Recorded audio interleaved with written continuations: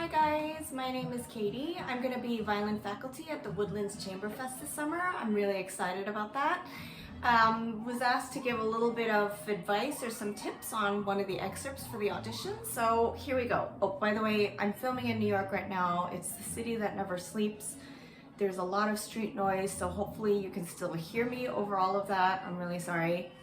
Anyway, we're gonna go with excerpt B, which is the Mozart Quartet 458.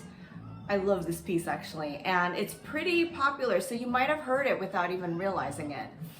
Now the first thing you want to look at is the time signature. You want to look at the key that the piece is in. You want to look at the metronome marking, the tempo marking. I see that there's a metronome marking which is like quarter note equals 72 to 80. If a piece you're looking at doesn't have a metronome marking, you can get a lot of clues from the movement title oftentimes. So this one says Allegro vivace assai. It's a very sprightly, joyful tempo. It's a joyful sounding piece, as you probably have figured out after learning this.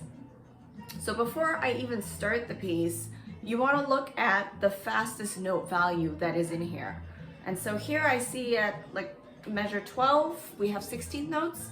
It doesn't get any faster than that. So what you want to think about is what speed you want to play those 16th notes first before you even start the piece.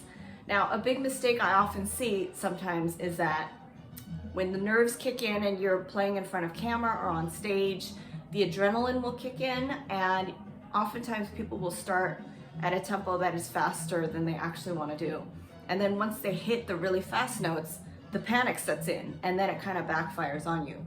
So my teacher once told me never to play faster than you can think, and I think that's a really, really good rule. I think as you start the piece, you already know how those 16th notes are gonna go. So I am actually gonna start by looking at the 16th notes first so that I know how fast I actually wanna start the piece before I get there. That way you don't have to slow down in order to play the faster notes, yeah? So pick up to 12.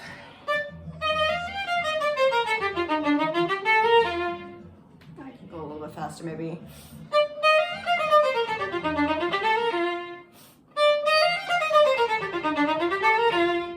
Also make sure that you start at a part of the bow where you're gonna be able to comfortably play this. You know, there's that 3-note slur in the beginning, and then there's a lot of separate 16th notes. You don't want to spend too much bow on that slur, otherwise you're gonna have to play in a part of the bow that's like not very comfortable. So just keep it local here.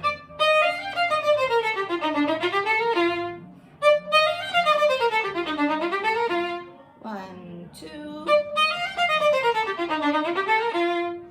All right, let's see if we can keep that tempo and maybe start the piece. 1, 2.